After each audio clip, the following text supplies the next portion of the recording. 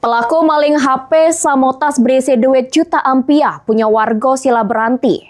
Diringkus Babinsa bersama warga di tempat tongkrongannya.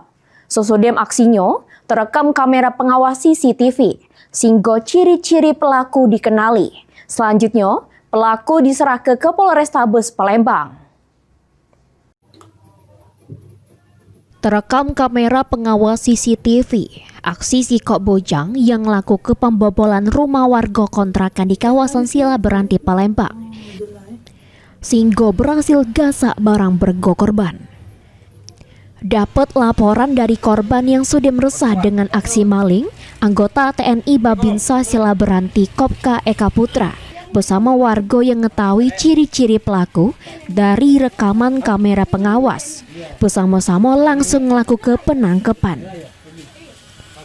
Korban, Citra Dewi, mengatakan kalau pelaku ini beraksi pas dirinya lagi tertidur, sehingga HP sama tas yang berisi duit tunai senilai Rp1.250.000 punya dirinya lengit digasak pelaku.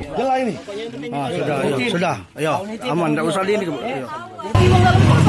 Di kosan, diusak di bagian apa? Tidak, ada buka pintu, Kak.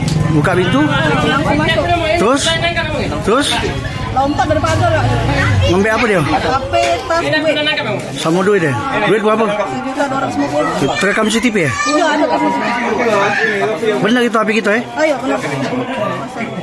Sementara itu, Kopka Eka Putra ngato ke pelaku bernama Ian warga Jakabaring diamankan di tempat tongkrongannya. Dari pengakuannya, HP korban sudah digadi kenyo, sedangkan duit korban sudah habis dipoya-poya kenyo. Penangkapan dari pelaku ini berdasarkan laporan dari warga setempat yang merasa kehilangan berupa HP dan uang tunai senilai Rp1.250.000. Berdasarkan laporan dari korban yang kebetulan warga RT 16 ke Babinsa, ya langsung kita cari korbannya. Alhamdulillah dapat, langsung kita ke TKP, dia melempar HP ke lorong sederhana, langsung kita ambil HP-nya. Nah, rencana sekarang habis ini kita teruskan ke Polrestabes Palembang. Selanjutnya, pelaku langsung diserahkan ke Polrestabes Palembang guna dilakukan pemeriksaan lebih lanjut.